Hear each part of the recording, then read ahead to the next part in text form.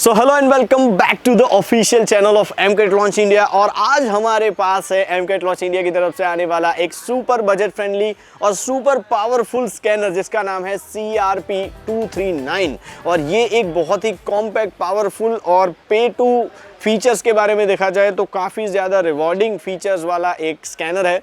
और आज इस वीडियो में हम इसको अनबॉक्स करेंगे और मैं आपको बताऊंगा कि इसके बॉक्स में कौन सी चीज़ें आती है और ये स्कैनर को आप किस तरह से खरीद सकते हो, किस तरह से ऑपरेट कर सकते हो और इसमें कितने फंक्शंस आपके पास अवेलेबल रहेंगे। लेकिन इन सबको शुरू करने से पहले अब इस वीडियो को एक लाइक कर दो, चैनल को सब्सक्राइब कर दो ताकि ऐसे ही ऑसम वीडियोस लेके हम आपके पास आते रहे। तो चलिए फटाफट स्टूडियो में चलते हैं और इस बॉक्स को अनबॉक्स करते हैं। तो गाइस, इस तरह का कुछ आपको पैकेज मिलेगा जब आप CRP239 को परचेज करोगे। यहाँ पे फ्रंट साइड पे आपको बड़ा सा स्कैनर का फोटो मिल जाएगा, उसका डिस्क्रिप्शन मिल जाएगा, लॉन्च का लोगो और मॉडल का नाम मिल जाएगा। लेफ्ट साइड देखे और राइट साइड देखे, दोनों साइड आपको मॉडल का नाम लिखा हुआ मिलेगा।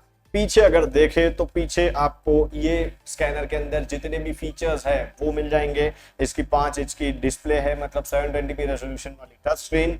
इसके अंदर आप डोमेस्टिकेशन और यूरोपियन व्हीकल्स को भी स्कैन कर पाओगे और बाकी जितनी भी चीजें हैं ये यहाँ पे आपको लिखी हुई मिल जाएगी। तो फटाफट इस बॉक्स को अनबॉक्स करते हैं। अनबॉक्स करने के लिए यहाँ पे ऊपर आपको एक फ्लैप मिलेगा छोटा सा, इसको ऐसे खोलना है और उसको यहाँ से ऊपर खोलना है। और फिर इस बॉक्स को जब अपन ऐसे रख के यहाँ से इस तरह से खोलेंगे तो यहाँ पे हमारे बॉक्स के अंदर हमको बहुत सारी चीजें देखने को मिलेगी। यहाँ पे सबसे पहला हमारा मेन हाईलाइट है हमारा स्कैनर को यहाँ पे मैं बाहर निकाल के आपको इसका फिजिकल ओवरव्यू दे देता हूँ।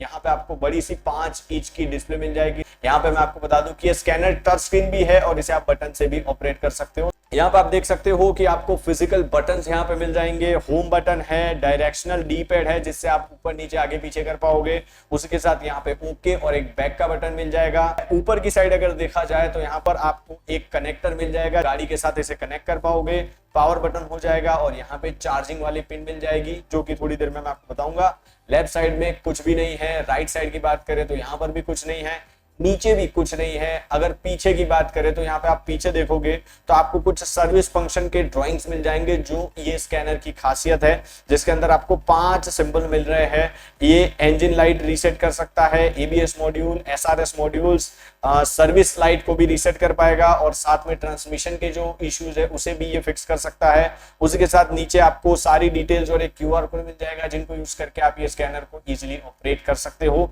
यहाँ पे वापस आ जाते हैं और ये पावर बटन को प्रेस करके ये स्कैनर जो है इस स्कैनर को ऑन करने के लिए रख देते हैं और ये स्कैनर थोड़ी देर में स्टार्ट हो जाएगा। देखिए स्टार्ट हो चुका है। जब तक ये स्टार्ट होता है तब तक हम दूसरी चीजें चेक कर लेते हैं। यहाँ पे आपको मिल जाएगा 15 पिन टू 16 पिन वाला एक केबल जिसकी मदद से आप व्हीकल को ये स्कैनर के साथ कनेक्ट कर सकते हो और आपके जितने भी फंक्शन है उसे इजीली ऑपरेट कर पाओगे। तो ये वायर जो है इसे भी थोड़ी देर साइड में रखते हैं।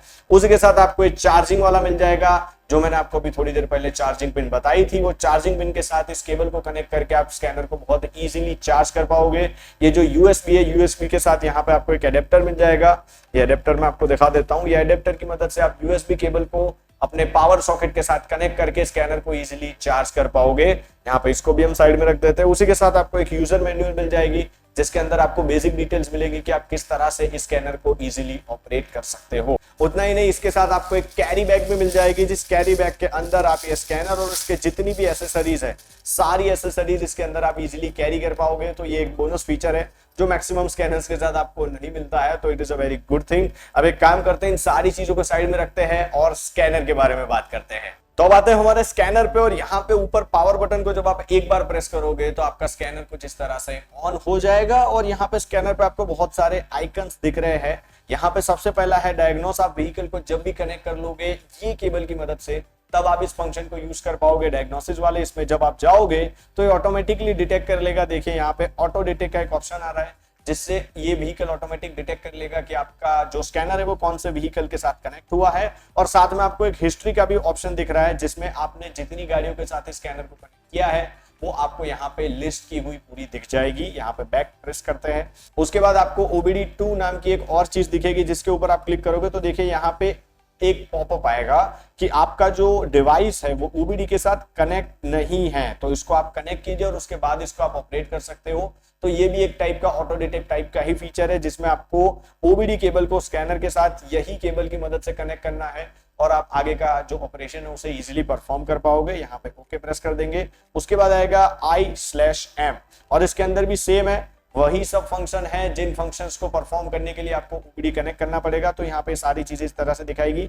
उसके बाद एक रीसेट फंक्शन है। रीसेट फंक्शन के अंदर आपको अभी के लिए कुछ नहीं दिख रहा है, क्योंकि यहाँ पे रीसेट फंक्शंस जितने भी हैं उनको ऑपरेट करने के लिए आपको यहाँ से सॉफ्टवेयर डाउनलोड करना पड़ेगा या फिर अपग्रेड करना पड़ेगा।